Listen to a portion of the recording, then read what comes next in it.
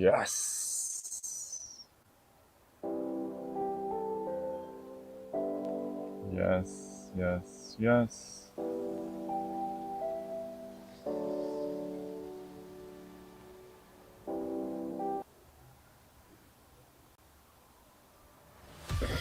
Okay.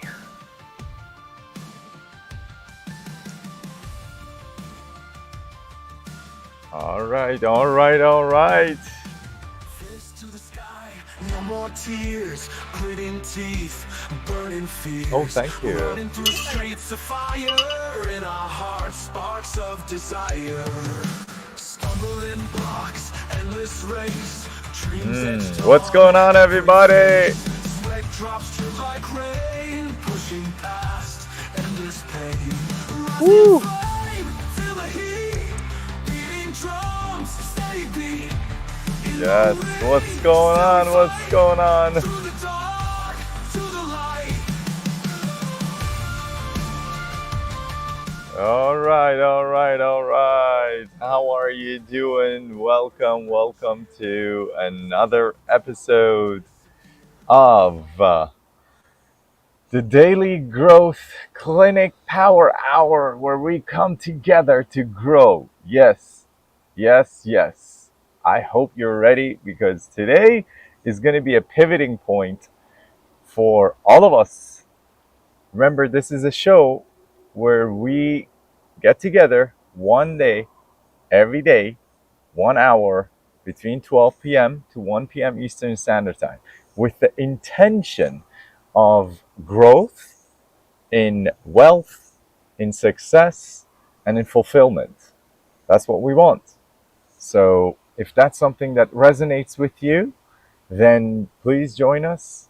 Thank you for coming by. And if that's not something that resonates with you, then all the love to you. And we wish you an amazing rest of the day. For those of you who are here and that appeals to you, howdy. What's happening, Durut? I really appreciate you being here.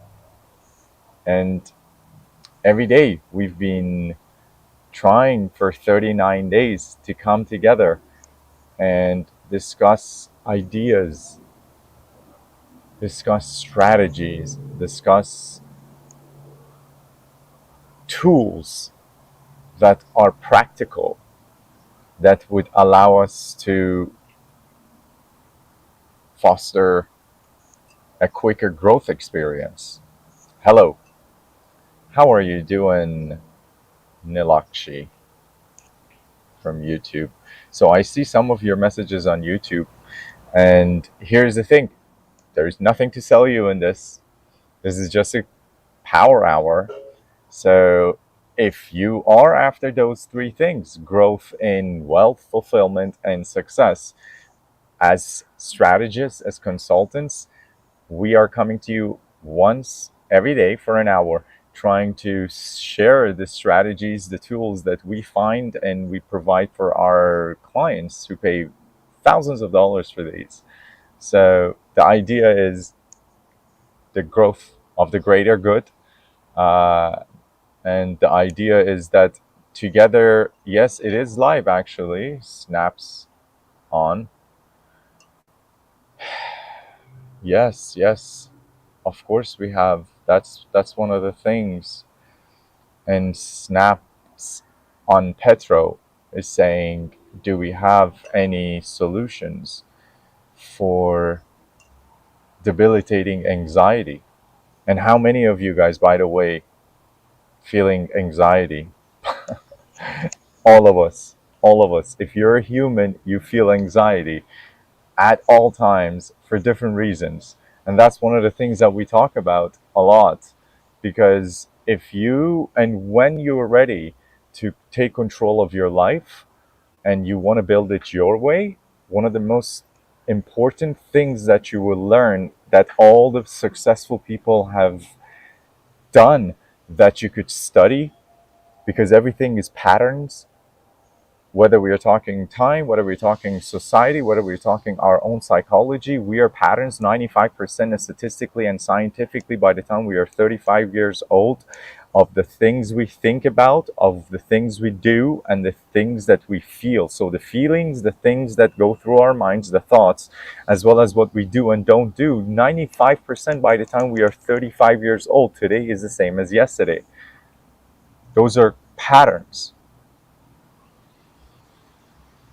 Well, snaps on Petro. I don't know what your name is. I would really appreciate if you shared your name with me or whatever you want me to call you. But thank you for sticking by and thank you for sharing this because you're not alone. And if you stick around, we'll talk just with you and with everybody else who feels like they also have panic attacks almost every day.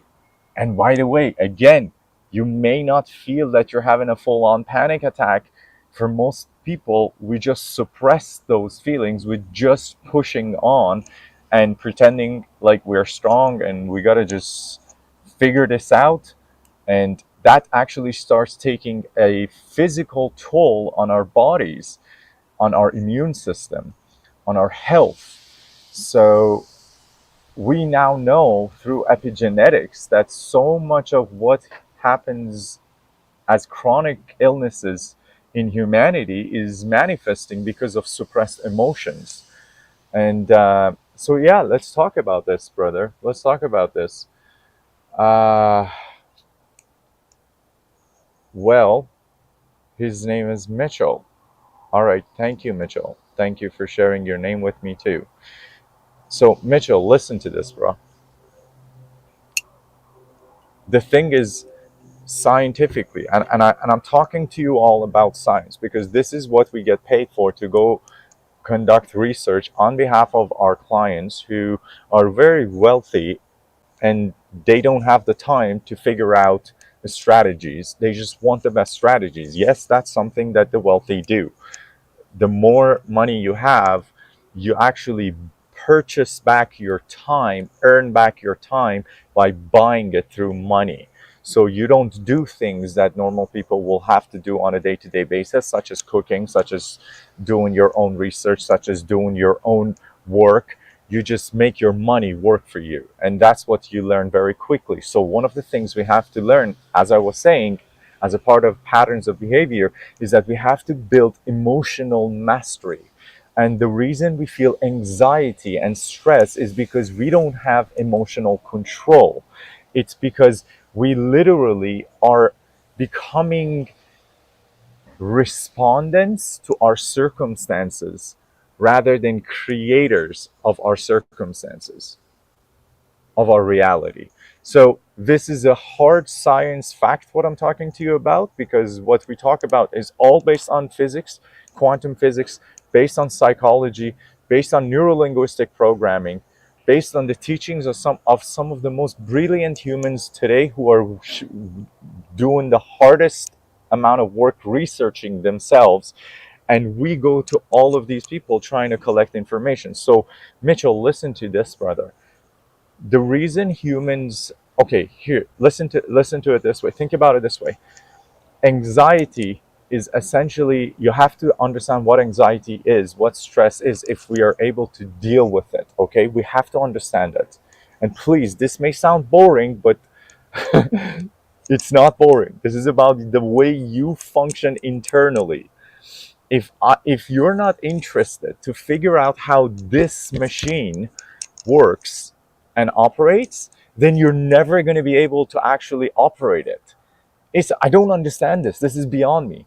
It's beyond me how like people want to drive a car and you have to go learn how rules of the road are, read it, do the test, and then somebody got to sit beside you, teach you how to drive the car, and all you got to do is to steer the wheel and do the gas and brake. Really, that's all you're doing. Most people don't even drive stick shifts anymore. So really, you get trained so much to use such a simple machine that only has the wheel and just the braking gas. This is the most complex machine on this planet, literally, that is working autonomously on its own. It's breathing, the heart is working, There's 1 million cells within this machine are being replaced on a second to second basis. And this machine has a hardware just like your phone, and it has a software just like your phone. So the hardware must be maintained, and it maintains itself through a process that is driven by a part of your body called the autonomic nervous system, ANS they call it, that just keeps on producing and giving the orders to different parts of the body through the nervous system to do what the body needs to do, such as breathing, the heartbeat, the thinking, the moving, the repairing of the body. This is so critical. Stay with it.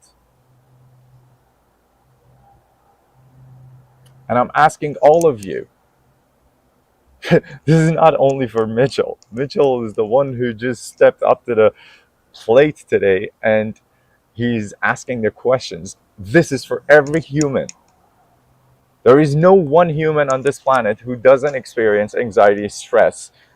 And today it is so chronic that we have all sorts of diseases of the mind that are results of chronic stress, chronic anxiety. So let's get back with it. The autonomic nervous system is a part of the nervous system of the body that is supposed to drive this machine. Because you're not thinking about breathing right now. You're not thinking about your heart beating. You don't do that. It's happening on its own. You don't think about the million cells every second that they have to be replaced, but something within you is issuing those orders and managing and controlling and where the cells got to go, where the cells got to be made. That intelligent, that innate intelligence is coming from the autonomic nervous system, ANS. So part of the reptilian brain, it's the lower part, but it's where the orders are going. At a 95% of the thoughts, including the thoughts to move your body, do things, not do things, to think things, 95% every day, it is the same as yesterday, statistically, by the time we are 35 years old, which means we're only 5% of our waking hours consciously making new decisions. 95% is just habits and patterns that are just happening at a subconscious level.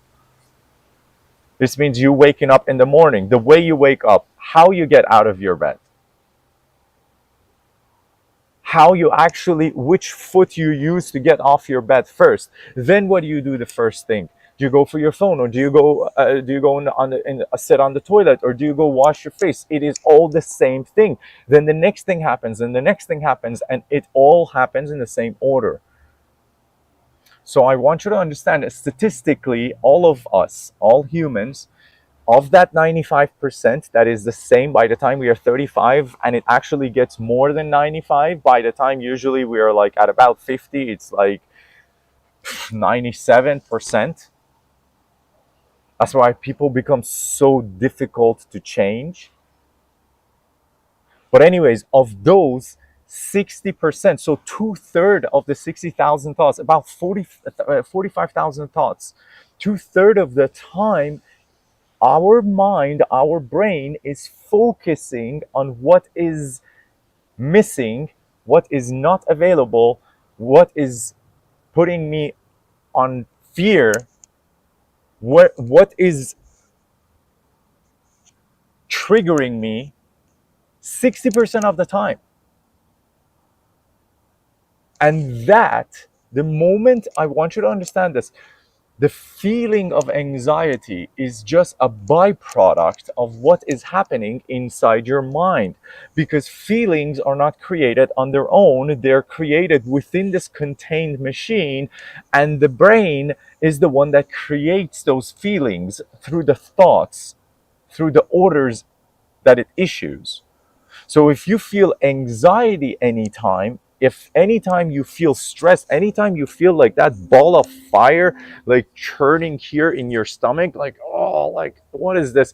Or anytime you feel like you're just sore, any feeling in your body always precedes with a thought.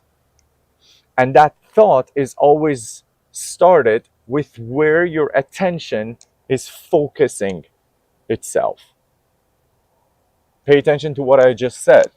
If your attention, if your focus goes on something right now, because at any moment, your attention and focus can be on one thing entirely, maybe the way it is right now. If you're watching this, hopefully, and you're not doing other things, that means you're 100% into it. If you're Mitchell, I know you're right now here with me. So your attention can be on one thing, or it could be on multiple things. And the thing is, we call that multitasking. So I have a little bit of my attention here. I'm doing this, I'm writing this, I'm also driving, and I'm also drinking my water. This is multitasking. However, we know scientifically that when your attention is on more than one thing, your attention is really on neither of one of those two things. This is done so many times in studies of statistics that come out of workplaces, where we know, for example, half an hour of focused work on effort and energy on one task gives you as much as 3 hours of productivity, as if you were to just do multitasking and do the same thing. We know that there's so many scientific studies out on these now. So I want you to understand your attention and your focus at any moment, Mitchell, our brain is constantly asking three questions. This is foundational to understanding anxiety and stress. Chronic anxiety and stress, by the way, cause all sorts of illness in the body, all sorts of weird migraine problems, other than lack of water, by the way.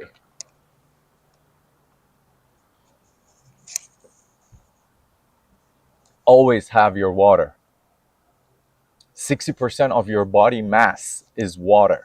60% of planet Earth is water surface. You think that's coincidental? How much of your daily intake of what you enter into your mouth is water? Not coffee, not tea, not Coca-Cola, because those all actually create deficiencies of the actual water. They dehydrate you more. Please drink your water. Minimum 2 liters a day. That's how much you lose through different parts of your mechanism. Urinating, sweating, breathing. You're always putting out water. Please drink water. Okay, back to the anxiety and stress. A lot of the anxiety and stress in humans happen always, always, always, because our focus went on something that made us feel unsafe and uncertain. There are three questions the brain is constantly always asking itself. Always. These are the only three questions that your brain cares about. What what do I focus on right now? Because it has five senses where it can connect to the external world. It needs to filter a lot of the information through the eyes, through the ears, through the taste. Everything gets filtered. What you think, what you see is what you're seeing? No way. Have you ever bought a car and then you realize the day after you buy your car, you see your car everywhere in the street? What you think, just because you bought a car, everybody else bought the same car at the same time? No. The reason you just see it the next day is because all of a sudden the same information you were seeing every day and you were not noticing it, a part of your brain called the reticular activating system is upgraded with a new piece of information that your brain thinks it's important to its survival, which is the car that I have, because now when I see more of it, it builds familiarity and connection. Therefore, our brain goes into, I feel good about this. So it starts connecting with more of them. But what I'm trying to tell you is at any point, our brain is processing billions of information in terms of audio, video, taste, smell, senses of touch, the intuition.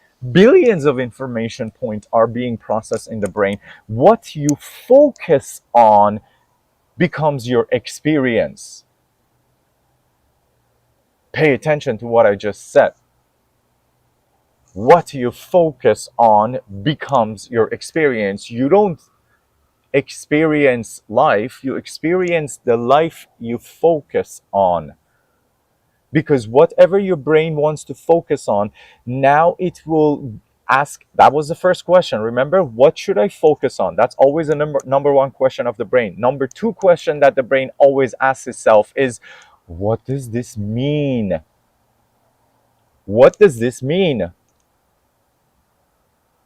Every time the brain puts its attention on something, it wants to give that thing a meaning for it to feel whether it's safe or it's not safe. Because remember, your brain that drives the entire machine and creates the thoughts, the feelings, and everything you're feeling, it's all happening through the brain, just has two jobs. Two jobs. It has no other job. It doesn't make your life for you. It doesn't make life decisions. No, it has two jobs. Its number one job is to help you survive, and number two job is to do number one using the least amount of calories. That's why humans are lazy by default, because as long as they feel like what they're doing is enough to survive, now they want to use the least amount of calories to do so, because the brain has been programmed through billions of years that it must retain calories. So therefore, it should not make massive efforts. It should minimize the efforts it should take as long as it's safe.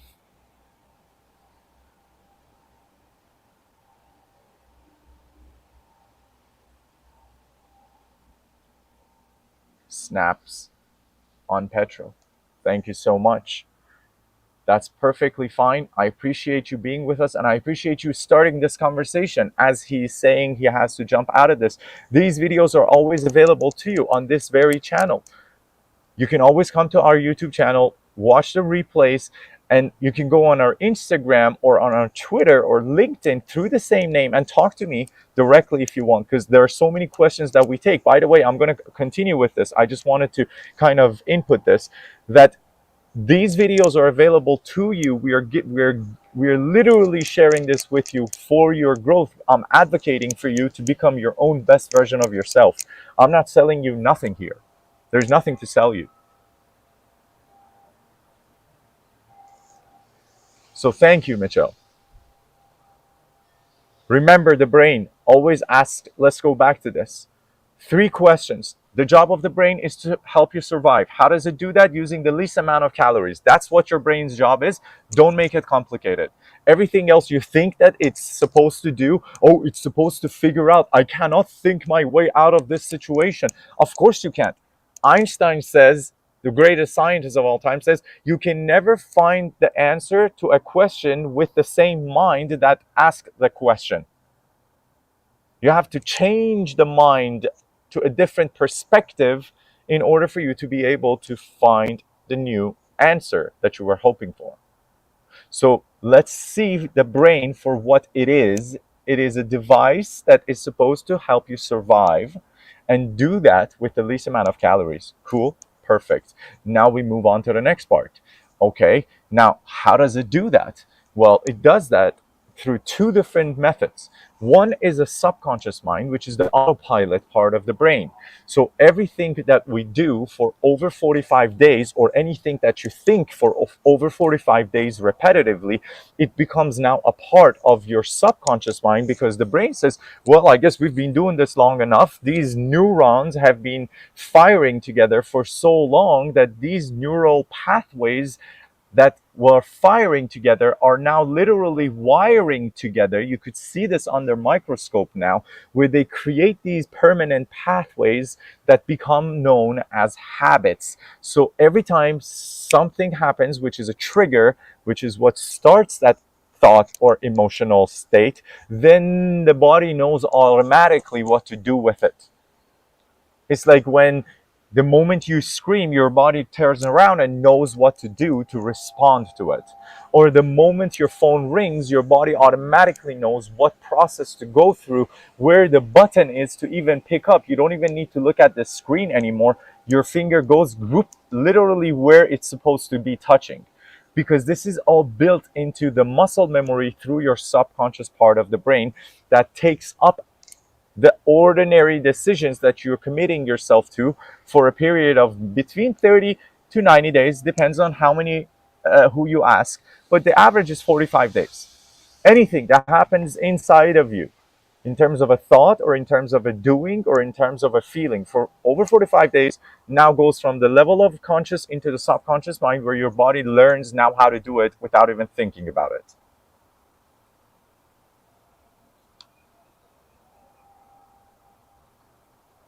Now what happens is, as I said, by the time we know now, by 35 years old, 95% of our day-to-day conscious waking hours is operating at the level of autopilot, from the habits of the yesterdays and the yesteryears. Which means 95% of our decisions, feelings, and things we do and don't do by the time we are 35 today is the same as it was yesterday. Look at your own life for a second and see if that's true or not. Today, you're doing 95% the same thing as you would do yesterday, or the day before, or the day before, with a 5 to 10% variance. You would feel the same feelings, you would do the same things and not do, and you would think the same things. And because here's the thing, because we're constantly living in a familiar past, essentially, that's what we're doing. It's a familiar past. I know it's been 95% every day, like the day before. I could expect a predictable future, which is meaning what? 95% tomorrow is going to be the same as now. Which is why so many people get caught up in the path and in the loop of, I can't change. Life is so difficult to change. Where in fact it's not.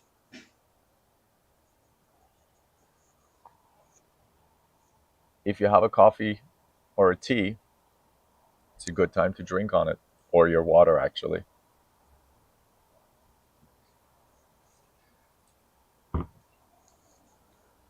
Okay, going back to the brain, because anxiety and stress, today's conversation, we're going to have to come back to this. We have an hour together and it's only been 27 minutes. So for any of you that have to drop out, you could just subscribe and come back and watch the next video, or come back and watch this, okay? But this is very important. What I'm giving you today in 1 hour is what I had to learn over 35 years, and it took me just the COVID to lose everything I had built, and over $1 million in investment, and so many years of now post-COVID going to different classes, different programs, the Tony Robbins, the Alex Hormozis, the Sabri Subis, the Grant Cardones, the Russell Brands, the anybody under this planet, Sadhguru, Joe Dispenza, Deepak Chopra's, go to every program for 3 years, spend hundreds of thousands of dollars on educating myself with the best information available on this planet from the best people who have been all self-made billionaires and millionaires, willing to share their findings. I'm sharing them all with you. And I'm not asking for anything. All I'm saying is I'm here advocating for you. I love you. I'm here literally for you. Yes. No, not for the person, other person, for you. If this is the first time you're watching this, this is exactly for you. Nothing's being sold here. Just selling you your own dreams, and how having a life without anxiety is 100% possible. It has become so bad in our society today that stress management has become a phenomenon. You shouldn't have to manage stress. Stress should not be there. You're not here to experience a stressful life. If that's your life right now, if that's your life quality right now, that just means that your brain is constantly focusing on something and giving it the meaning. Remember, that was the second question. When I focus on something, what meaning do I give it? It's giving it a wrong meaning. So, for example, I see my credit card. I see the mail, I go to it. Before I even walk to my mailbox, I'm like, oh God, what am I going to be getting? What kind of bill is going to come through today? It's going to be another bill that I have to pay that I don't have the money for.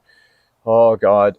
So here's the thing, you get to the mailbox, you open the mailbox, the moment you see that mail from your bank, from your credit card, you already feel like shit to begin with. Okay, hold on a second. How did that happen? We got to rewind this. You were walking towards your mailbox. I want to propose a different scenario. How many times you were walking towards your mailbox where you ordered something from Amazon or a different place and you were just so excited every time you didn't know if it's there? You're walking to it, you're like, yes, I'm gonna just find it today. And then you open it and you're like, oh no, it's not there. And you would find that same bill from your credit card and you would just be like, oh, well, whatever. And you'll just keep on walking. It would not bother you because you didn't walk into that step, into that spot with the same thought of the same attention on that I'm going to find a bill that I don't have the money for. That means I am broke. I don't have money. You did not walk into that same mailbox with that same thought. You were walking to the mailbox with, yes, I'm going to find my package. It's here. I know I ordered it. I know I'm so excited for it. You open this mailbox and it goes like, you're like, oh no.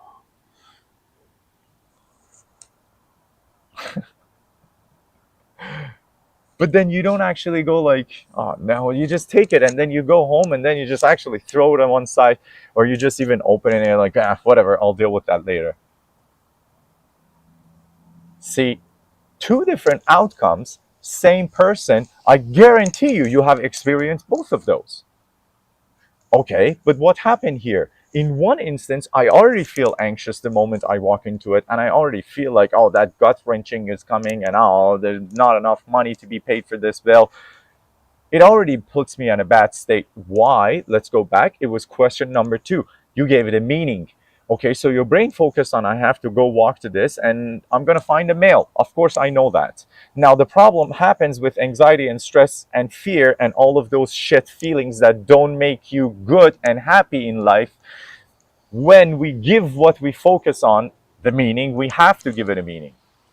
See, our relationship comes to a screeching halt with our partner, with our neighbor, with our employee. Do you give it a meaning that my life is fucked, or do you give it a meaning that, yes, I was set free to break through? Woo! Which meaning do you want to give it? Because the meaning you give that instant to that situation creates the emotional equivalent of that meaning in your body. Okay, let's just do a recap here. Quick recap. Thoughts to the brain is the thoughts are the language to the brain as feelings are the language to the body. So when you say I feel something, it's your body is talking to you through its language of hormones and feelings. And then when you say I am thinking something, your brain is essentially expressing itself, not your body. Your body expresses itself through feelings, and your brain expresses itself through thoughts. By the way, I just want to throw this dash of information in there that you are neither your body nor your thoughts. You are neither of those things. Just so we're clear, you are not the thoughts and you're not the body. You are the experiencer, the soul, the higher self, the all that there is, whatever name you want to give it. I don't want to go into the beliefs of this. So, when you focus on anything, that's the number one question your brain always asks. What do I focus on? Number two question, what does it mean? Now, the meaning you give it is going to create a feeling in your body equivalent to the meaning you just gave it. So if you give it a happy meaning, your body is going to go into excitement. It doesn't matter where it is. Have you seen videos? I was born in a war zone during war. There are still happy kids in war times. Why is that kid having fun when everybody around them is in such sorrow? Because the kid does not understand the danger. I remember as a child, one of the most earliest recollections of the childhood that I have of the siren when the missiles were incoming, they would go like, and then like it was like at nighttime and everybody would just get up and people would scream, listen to this. Humanity needs to talk about these things. We shouldn't shy away from hearing that war is not fun. So then we as children, we wouldn't know. We would just get freaked out when our parents would get freaked out. There are so many studies on this right now. Kids don't know when to get freaked out or not. Literally, you could see videos now of experiments where they put little toddlers with snakes in a pit with snakes. The kids don't have any problem with the snakes. They actually just put their hand on the snake, they just touch it, they don't care. Unless the parents freak out. When the parents freak out, the kid gives the situation a meaning of scary, holy shit, mama's crying, dad's upset, I gotta be freaked out. Ah, the kid also starts crying. I remember this because I experienced this. The experience was so traumatic. For one instance, I remember when I was 2, 3 years old, it was just in a bunker with everybody, and people were like crying, and it was dark. And I just remember my mom and dad just hugging me, and I was so little. That's all I remember. We don't remember much from those years, but what I'm trying to tell you is 60% of the 95% of the thoughts that repeat in our minds, 60,000 thoughts that repeat, 60% of that is given to us between the ages of inception of the embryo, 9 months before birth, all the way until 7 years old, where we don't even remember any of it. I'm just saying, I have a few of those recollections. We all have a few. That's it, at best. Yet 60% of what we think is a danger or what we think is not a danger is based out of the 7-year-old already. So do you see where I'm going with this? The meaning of anxiety that your brain is giving to things that it focuses on have been acquired, more than 60% of them, by the time you're 7 years old. That's why phobias develop. One of the things we are trained on is, as neurolinguistic programming practitioners, to be able to help our clients deal with phobias and anchors in one session, in 2 sessions. One thing is done, it's demolished, no more. The reason we can do this is because we understand how they are developed and where they come from. It's very much possible. It happens all the time. You could go to any NLP expert. If they're good at what they do, in 2, 3 sessions, any phobia is dealt with.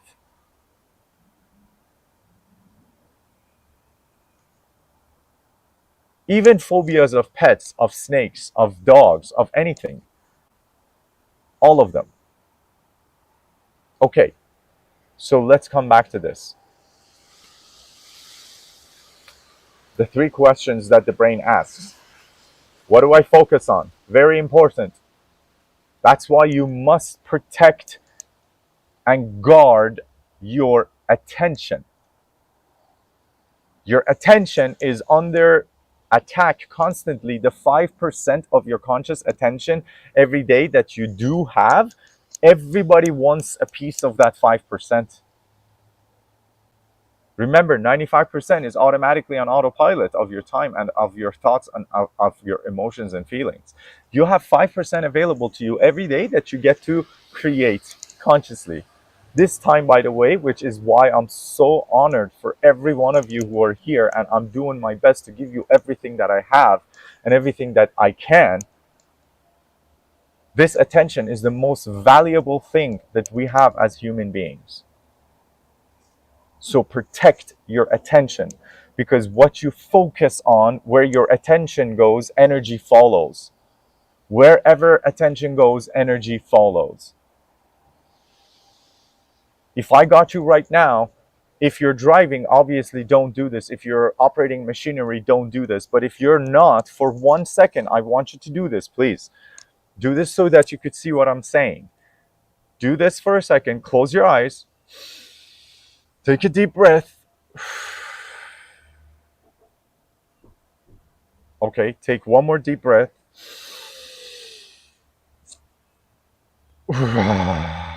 And sigh it out. Good. Now, what I want you to do is to don't open your eyes, keep your eye closed. Put your attention at the top of your head and just touch your head lightly and let it go. And now, where you touch your head, put your attention there. Okay, put your attention there, and you will see with your eyes closed, when you put your attention there, it's like you could feel your skull. Of course you could. It's inside you. You are inside yourself. It's like called the system diagnosis. This is exactly what you could do with your computer when you do a self-diagnosis control. The system looks inside itself. I want you to look inside yourself. See, I want you to control your attention. This is literally called the attention gymnasium. That's why, by the way, meditation is the attention gymnasium. All meditation is the attention gymnasium. It's the gym for attention. You know how you go to the gym to work out your body with the weights, which you should? You go to meditate to work out your attention. Controlling your attention. Because right now, for most of the population, the moment you close your eyes, instead of your attention going to the top of your head, your brain goes like, why is my eyes closed? Why am I listening to this guy? Who the fuck is this guy? Why am I even listening? Why am I even here? Yo, let's go and get on that Instagram, bro. Let's get those reels. That's it. That's what your brain says the moment you close those eyes. Who's this guy talking? That's what your brain says.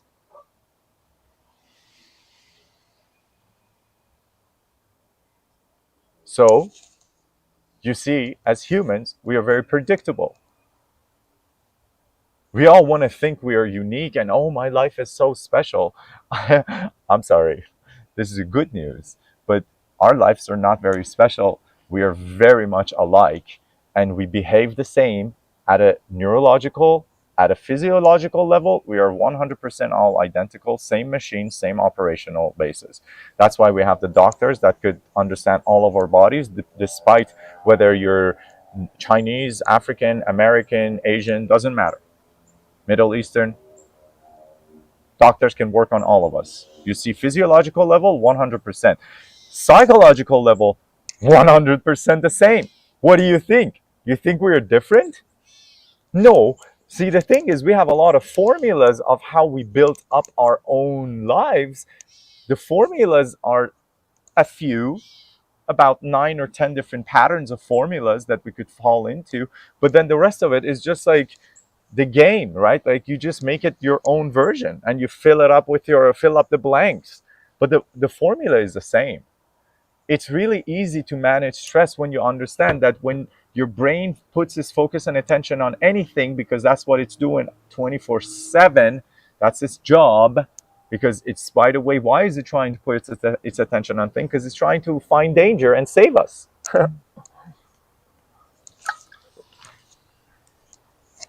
It literally wants to make sure behind the bushes there is no like saber-toothed tiger about to jump at me.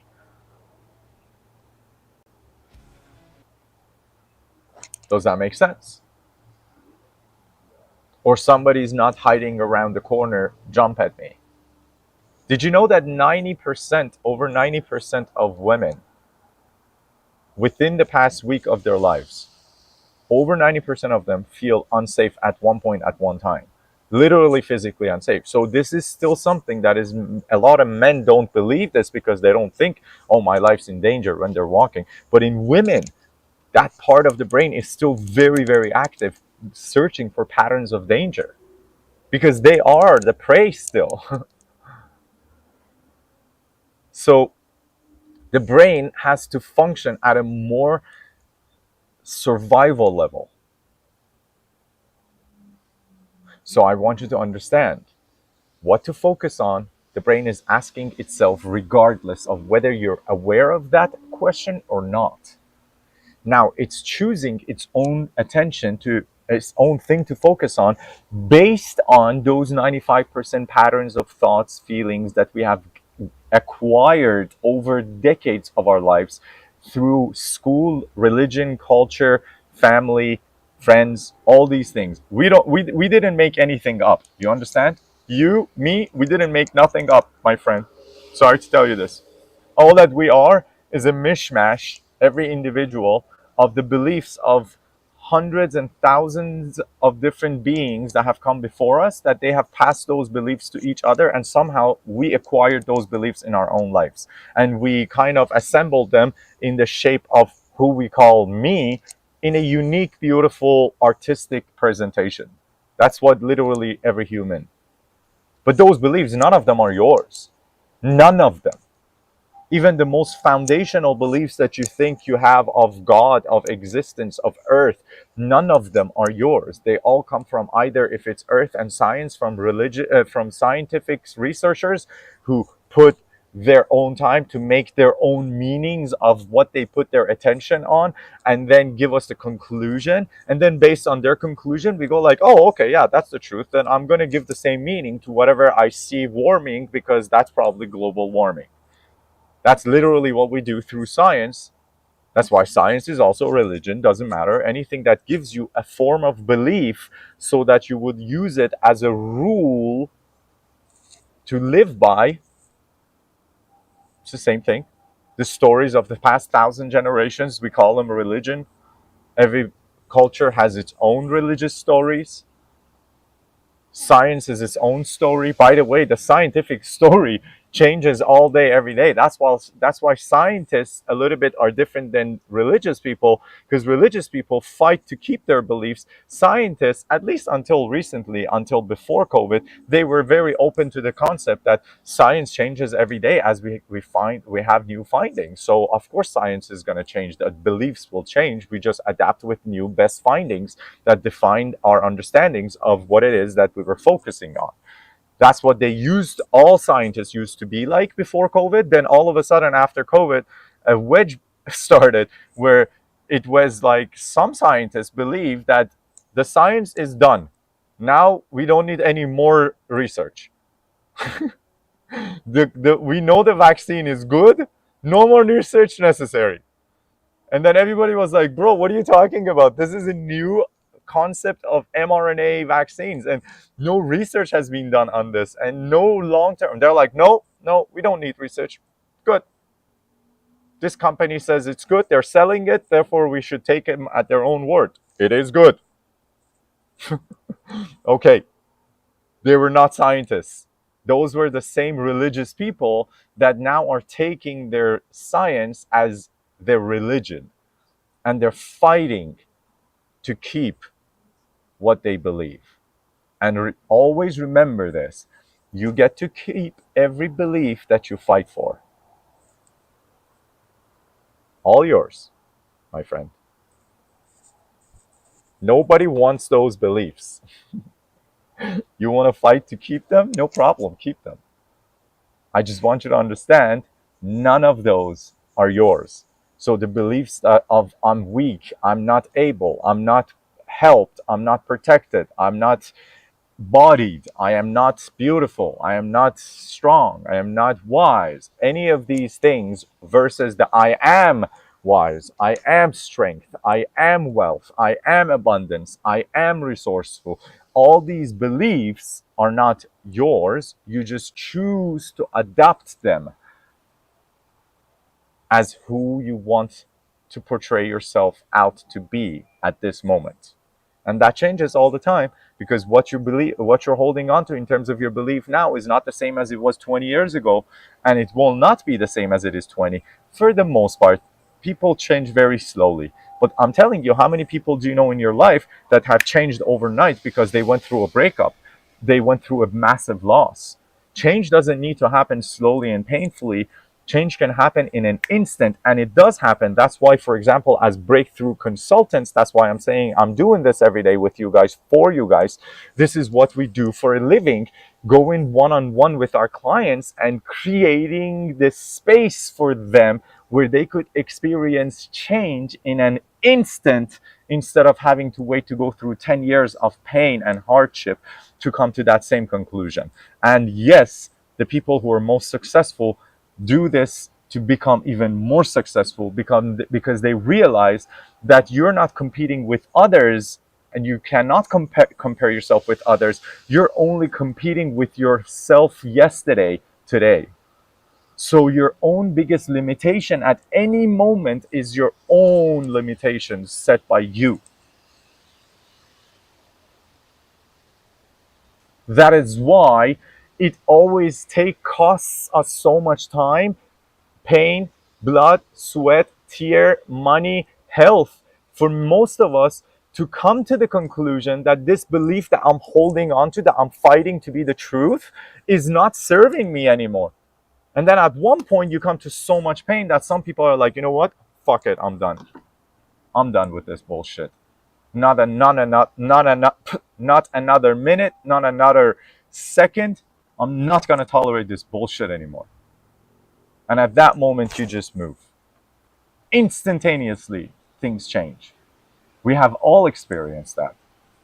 So anxiety and stress come from a place of your brain focusing on what it cannot control in its own mind, and feeling like it cannot control the situation. Therefore, oh my God, I am weak and I am in danger. And therefore, it creates this negative feedback loop internally that's called stress and anxiety, that is literally your body emotionally responding to the thoughts of, I don't have control, I'm not enough, I'm not capable, I'm not abundant. All these thoughts need to now be felt with the equivalent of their emotional feeling, so that you can experience life. That's why you're having this entire experience. That's why we keep on saying you're not a corresponding agent to your circumstances. You are a creator of your circumstances. Because through what you focus on and what meaning you give it, then the next step is the brain asks itself, the last one, most important one, it asks, what do I do now? Okay, well, obviously you focus on something. If you gave it a meaning that you can't and it's pointless, then it says, okay, then I'm not going to do anything. I'm here to reserve calories anyways and help us survive. I guess we're surviving. It feels shitty right now. Fuck, I feel like I'm powerless, but holy shit, I guess I still won't do anything about it. Shit. Okay, there you go. That's the beginning of the pattern of anxious anxiety and stress. And now what do? We say, hold on a second, I can't feel shitty like this. That's not right. I gotta feel good. What do? We grab our cell phone, we go to Instagram, and we go on a mindless scrolling spree to get our cheap dopamine shots so that we feel good. Or we go have something sweet and sugary so we get that instant dopamine shot, put the body in complete toxicity state. At least I feel good for a second. I guess I'm in control of that. I could control that. Take that, bitch. I'm not in control. I'm not gonna try. Okay, guess what? I am in control of scrolling. I can scroll all day. Oh, and it feels so good. Holy shit. 5 hours went? I've been on my phone for five? What the hell? Oh shit. That 5% attention control that I had, I just played stubborn and I ignored what I was focusing on and the meaning I was giving it, because I wanted to play a victim through learned helplessness, which has been taught into all of us. which is that you're not capable, you're not able, you got to work so hard. Not everybody is talented, not everybody is gifted. All that garbage that they fed us through growing up, none of them could be further from the truth. Doesn't matter. So, no problem. Instead of doing that, I just go distract myself. And then what happens? Then the moment I get tired of this and now I have to go to sleep, guess what comes back? That same thing that I was thinking of, that comes back. Now it comes as a stress and anxiety that doesn't let me sleep. And it comes in the form of, oh, you fucking loser. See, I knew we were a loser. Of course, we can't do anything about this. Now this becomes a self fulfilling prophecy, a negative reinforcing feedback loop that keeps on making itself worse and worse and worse because we refuse to take response ability to step into the role of what? Controlling our emotional state through the meanings that we give things that we focus on, because it's all happening too fast at a subconscious level, and I don't want to spend my time focusing on that. I rather go surfing on Instagram or TikTok and get some laughs. Who wants to do that bullshit?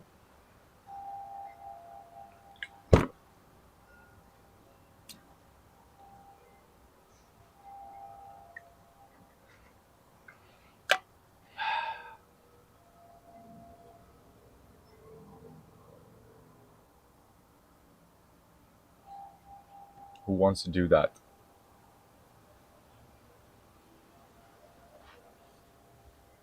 So, my friend, whether you're watching this as a replay or whether you're live with us right now, first of all, thank you so much for being here and co-creating this with me as we're nearing the end of the hour.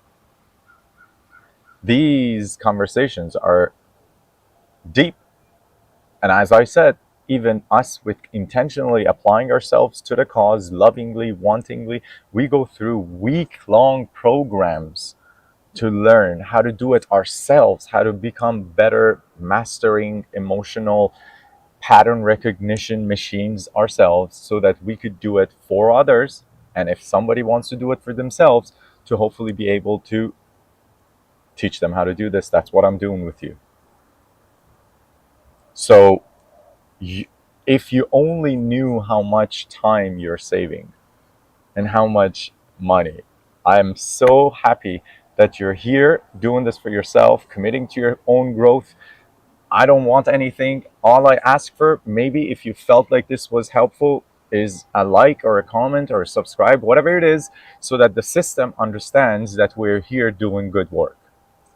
Because all of our social media platforms have been dormant for such a long time that, and we are changing the direction to this direction of service. Most of them were my personal channels because we are live on 6 different platforms, 14 different outlets, and they were on all different subjects. It doesn't even matter what they were. But now they're all coming under AI or by, and the intention for us is to spread the message that you can, and there is a community for you to grow. There is a growth opportunity for you without wanting to charge you money, and for people who want to support each other and grow together, because you need a community. Without a community, you can't, you won't. You're already fighting odds of 95% same thoughts, patterns, and feelings of today versus yesterday. If you don't get new people in your life who will hold you accountable, then you will just default back to that 95% every day. That's why when we feel like we are already in survival, it's so hard to get out of that state. That's where guides and helps and sages and teachers and coaches and mentors and consultants and people that are shamans, these people come at different points of our lives and just hold our hands and just pull us through.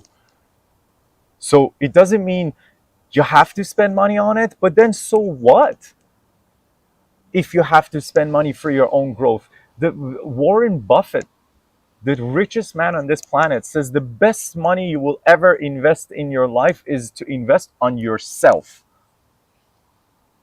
which is exactly what I realized when COVID happened after I lost everything, millions of dollars in lives and business.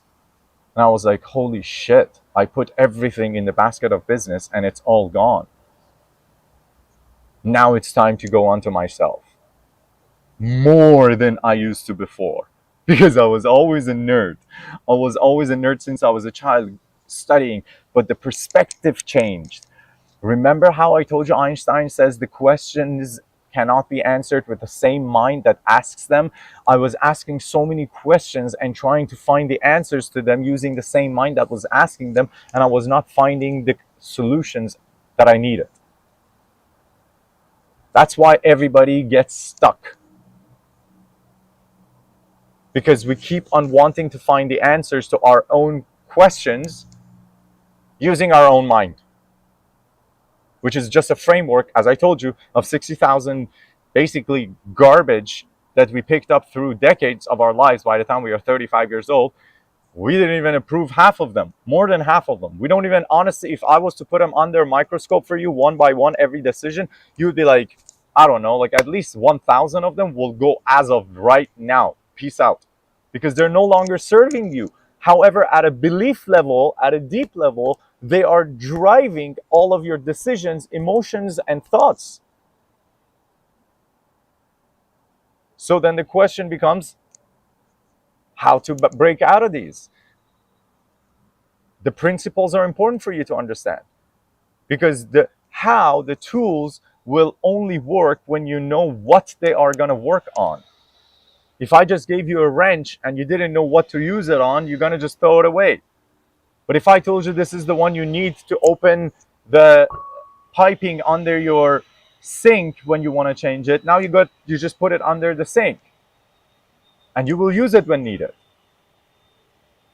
You've got to understand where the tools are going to be used. That's why it's so important to understand the manuals to operate this machine, which is why we went to the metaphor of driving. We get trained so much for driving, which is so basic, yet we don't get taught on how to operate this machine that is so complex, with its digital, with its software and hardware complexities, and all of its capabilities that I literally compare it like putting somebody inside a Formula One drive car and saying, look around you, this is very pretty. All right, cool, now you could get out. That's how we are operating this machine. We're not even turning it on. We're not even using its capacities, because we have seen what the fullest potential of humanity is. When it comes to intellect, we're taking us to the Mars, to the moon. When it comes to physics and physical abilities, all of the stunts, all of the crazy mountain climbings, all of the scuba divings, the human experience is only limited to its own limitations, not imagination. Because we've wrongly been told that we are only limited by our own imagination. No, we have an abundance of imagination. We are limited by our own limiting beliefs, anchors. Those 60,000 thoughts that we put through our own mind every day, those are what are limiting us. All right. So much love to you.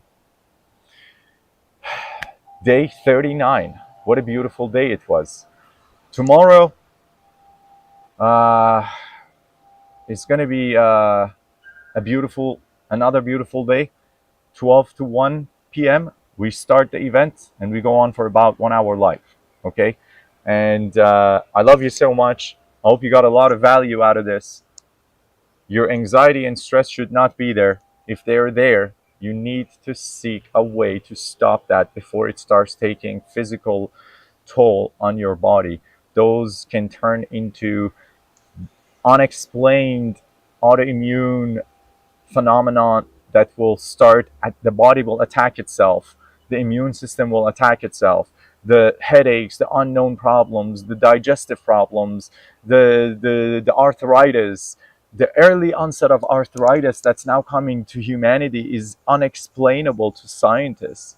They have a juvenile arthritis, my friends. This is crazy. Arthritis used to be something that the elderly used to deal with. Now there is a juvenile for kids.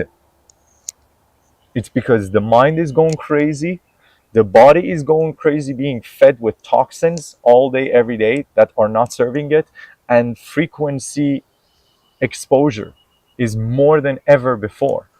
So, what I'm talking to you about is not thoughts, beliefs.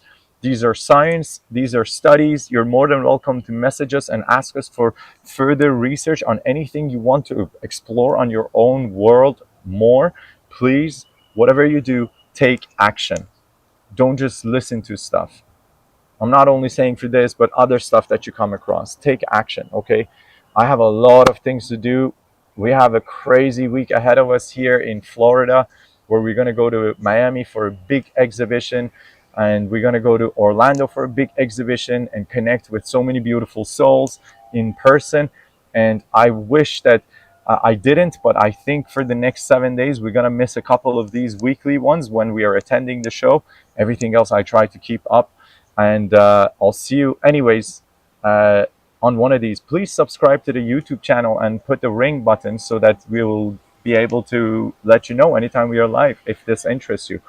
And send it to somebody else if you think that somebody around you that you love may actually benefit from knowing how to deal with stress and anxiety. All right. So much love. Thank you so much. Have a beautiful rest of the day or night, wherever you are.